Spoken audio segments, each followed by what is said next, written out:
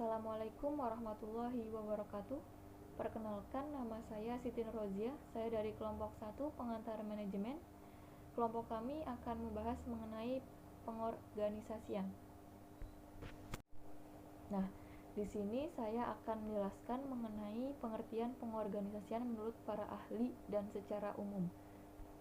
Yang pertama, menurut Stoner dan Walker, yaitu satu proses di mana aktivitas kerja disusun dan dialihkan kepada sumber tenaga untuk mencapai tujuan sebuah organisasi.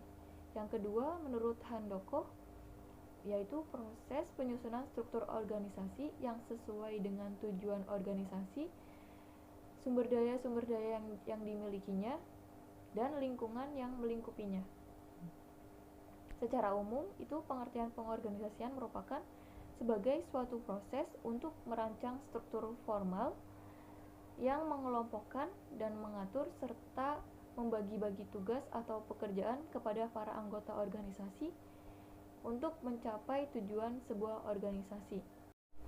Jadi, dapat disimpulkan pengertian pengorganisasian merupakan keseluruhan pengelompokan orang-orang, alat-alat, tugas, tanggung jawab, dan wewenang sehingga tercapai suatu kesatuan yang dapat digerakkan untuk mencapai tujuan organisasi yang telah ditetapkan.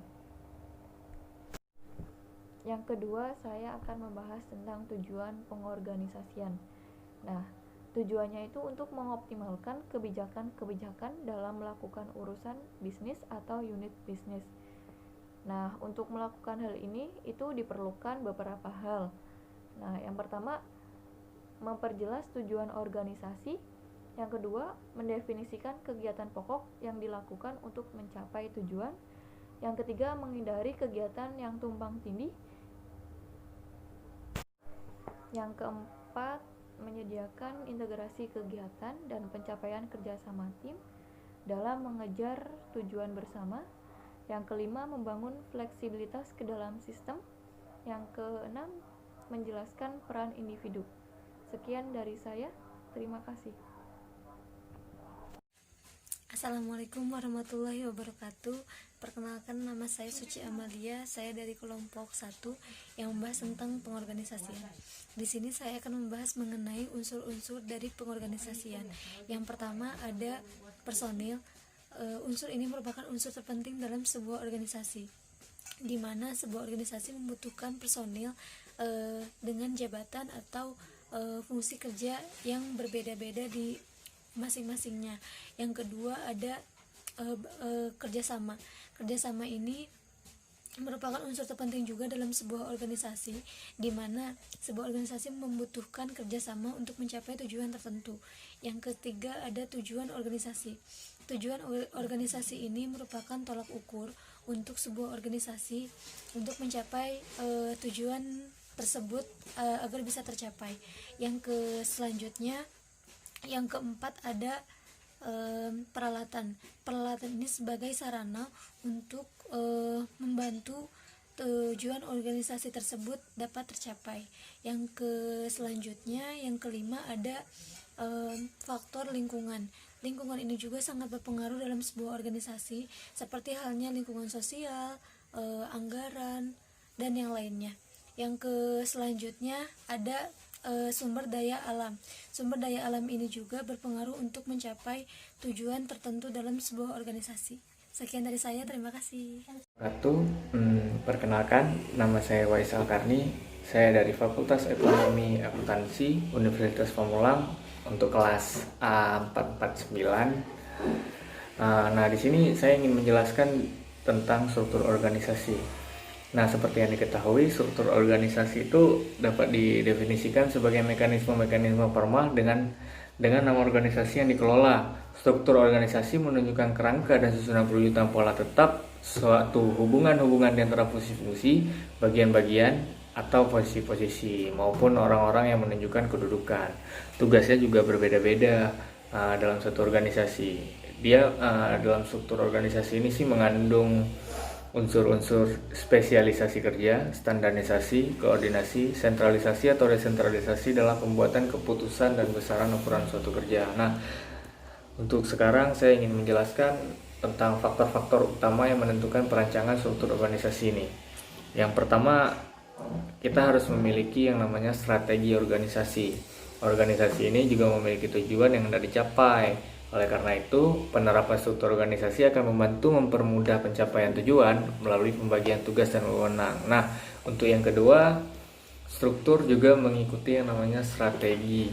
Strategi akan menjelaskan bagaimana aliran wewenang dan saluran komunikasi dapat disusun di antara para manajer dan bawahan. Nah, aliran kerjasama itu juga sangat dipengaruhi nih, sehingga bila strategi berubah, maka struktur organisasi juga dapat berubah, teman-teman.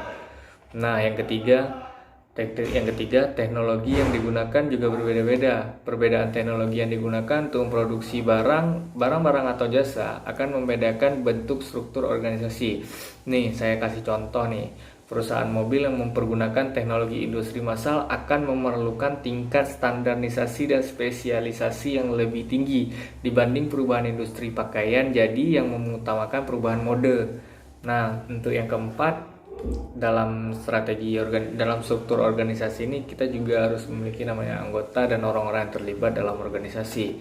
Nah, kemampuan dan cara berpikir para anggota serta kebutuhan mereka untuk bekerja sama harus diperhatikan dalam merancang struktur organisasi ini. Seperti kebutuhan manajer dalam pembuatan keputusan juga akan mempengaruhi saluran komunikasi, wewenang dan hubungan antara satuan-satuan kerja pada rancangan struktur organisasi. Nah, di samping itu, teman-teman, orang-orang yang di luar organisasi nih, seperti pelanggan, supplier, dan lain-lain juga perlu dipertimbangkan nih teman-teman nih. Untuk yang kelima, organisasi juga memiliki besar dan kecilnya suatu ukuran ya. Besarnya organisasi secara keseluruhan, sedangkan unsur struktur organisasi itu terdiri dari spesialisasi kegiatan. Nah, berkenaan dengan spesifikasi tugas-tugas individual dan kelompok-kelompok kerja dalam organisasi atau pembagian kerja, dan penyatuan tugas-tugas tersebut menjadi satuan-satuan kerja. Untuk yang kedua, standarisasi kegiatan merupakan prosedur-prosedur yang digunakan organisasi untuk menjamin terlaksananya kegiatan seperti yang direncanakan. Sedangkan yang ketiga, untuk koordinasi kegiatannya menunjukkan prosedur-prosedur yang mengintegrasikan fungsi-fungsi satuan-satuan kerja dalam organisasi. Untuk yang keempat, sentralisasi dan desentralisasi pembuatan keputusan yang menunjukkan lokasi atau letak kekuasaan pembuatan keputusan. Untuk yang kelima, ukuran satuan kerja menunjukkan jumlah karyawan dalam suatu kelompok kerja. Nah, dari dua aspek utama proses penyusunan struktur organisasi adalah departementalisasi dan pembagian kerja. Nah, departementalisasi merupakan pengelompokan kegiatan-kegiatan kerja suatu organisasi agar kegiatan-kegiatan yang sejenis dan saling berhubungan dapat dikerjakan bersama. Nah, hal ini akan tercermin pada struktur formal suatu organisasi dan tampak atau ditunjukkan oleh suatu bagian organisasi.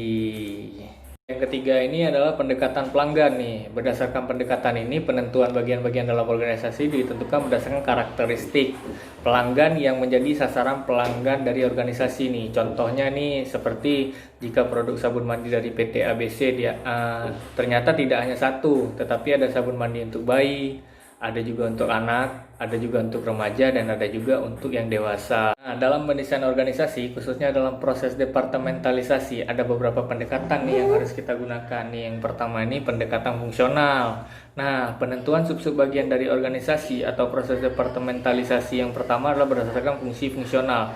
Nah, berdasarkan pendekatan ini, proses departementalisasi dapat dilakukan berdasarkan fungsi-fungsi tertentu yang mesti dijalankan dalam sebuah organisasi. Dalam sebuah organisasi bisnis, misalkan nih, ada pekerjaan terkait dengan fungsi produksi, ada pekerjaan terkait dengan pelanggan atau pasar, sehingga dinamakan dengan fungsi pemasaran dan sebagainya. Yang keempat nih pendekatan geografis nih. Berdasarkan pendekatan ini, penentuan bagian-bagian dalam organisasi dapat ditentukan berdasarkan wilayah geografis yang dimana organisasi beroperasi. Jika ya contohnya nih seperti PT ABC memiliki daerah penjualan nih di 4 daerah, misalkan di Bandung, di Jakarta, Makassar, atau Medan. Untuk yang kelima ini pendekatan matriks. Pendekatan ini pada dasarnya merupakan proses departementalisasi yang menggabungkan pendekatan fungsional dan pendekatan lain. Contohnya berdasarkan proyek tertentu, produk tertentu, atau berdasarkan pendekatan lainnya. Nah, dari semua yang saya sampaikan tadi, demikian video yang saya buat. Sekian dari saya, terima kasih. Perkenalkan, nama saya Aulia Zukais. Di Di sini saya akan menjelaskan hal-hal pokok yang perlu diperhatikan dari pengorganisasian di dalam sebuah organisasi. Tapi sebelum membahas itu, di sini saya akan menjelaskan kenapa pengorganisasian itu penting. Pengorganisasian itu penting karena yang pertama adalah mengatur pembagian tugas dan tanggung jawab dalam organisasi atau satuan unit melalui struktur yang jelas. Nah, kita kan tahu nih, kalau setiap satuan organisasi atau bahkan organisasi itu sendiri ada yang namanya struktur. Nah, di dalam struktur itu terdiri dari kalau dalam satuan unit organisasi itu ada manajer, asisten manajer, sampai kepada jabatan yang paling bawah. Nah, setiap jenjang jabatan itu punya yang namanya tugas, dan setiap tugas itu harus dipertanggungjawabkan. Nah, dengan adanya pengorganisasian ini, tugas yang awalnya berat atau sulit itu ketika kita lakukan bersama akan menjadi mudah, dan tujuan dan sasarannya itu akan lebih mudah tercapai karena kita melakukannya secara tim. Yang kedua adalah mengkoordinasikan berbagai sumber-sumber di dalam organisasi. Yang ketiga adalah mengatur penggunaan sumber secara efektif dan efisien. Nah, setiap organisasi itu kan perlu yang namanya sumber daya, entah itu sumber daya alam sebagai bahan pokoknya atau sumber daya manusia sebagai pengolahnya. Nah, gimana caranya supaya di dalam sebuah organisasi ini sumber dayanya itu dapat berjalan beriringan supaya tujuan dan sasarannya itu dapat tercapai secara maksimal. Yang keempat adalah mengatur hubungan-hubungan formal yang terjadi dalam organisasi supaya tidak terjadi loss komunikasi. Di sini saya akan menjelaskan tentang hal-hal pokok yang harus diperhatikan dalam sebuah pengorganisasian. Nah, terbentuknya sebuah organisasi disebabkan oleh hal-hal yang berbeda. Nah, apa aja sih hal pokok yang harus diperhatikan? Yang pertama adalah menentukan arah dan sasaran yang jelas dalam sebuah organisasi supaya tugas atau uraian pekerjaan, job description yang menjadi tugas kita kerjakan dengan terarah dan sesuai dengan sasaran yang sudah ditetapkan oleh perusahaan. Yang kedua adalah menganalisa beban kerja masing-masing satuan organisasi. Pengorganisasian dapat dilakukan dengan cara menentukan tugas apa aja yang harus dikerjakan, siapa yang harus bertanggung jawab, bagaimana tugas-tugas tersebut dikelompokkan, dan siapa aja sih yang harus bertanggung jawab terhadap tugas tersebut, dan pada tingkatan mana keputusan harus diambil. Yang ketiga adalah membuat job description atau uraian pekerjaan. Nah, pengorganisasian di sini dilakukan untuk menentukan tujuan, membagi suatu kegiatan besar menjadi kegiatan-kegiatan yang lebih kecil supaya setiap jenjang jabatan dapat melakukan tugasnya dengan terarah. Nah, yang keempat adalah menentukan seseorang atau karyawan yang berdasarkan atas pertimbangan arah dan sasaran, uraian pekerjaan, dan beban kerja dari masing-masing satuan organisasi. Nah, supaya dalam pengorganisasian ini semua yang dilakukan dalam setiap unit organisasi dapat terarah dan sesuai dengan sasaran yang sudah ditetapkan oleh perusahaan supaya tujuannya ini dapat tercapai sehingga dapat menghasilkan keuntungan yang maksimal. Jadi kesimpulannya adalah mengorganisir bisnis berarti menyediakan segala sesuatu yang bermanfaat atau fungsinya, yaitu bahan mentah, personil, peralatan, dan modal. Sekian dari kami, semoga dapat bermanfaat untuk yang menonton video ini. Wassalamualaikum warahmatullahi wabarakatuh. Dadah!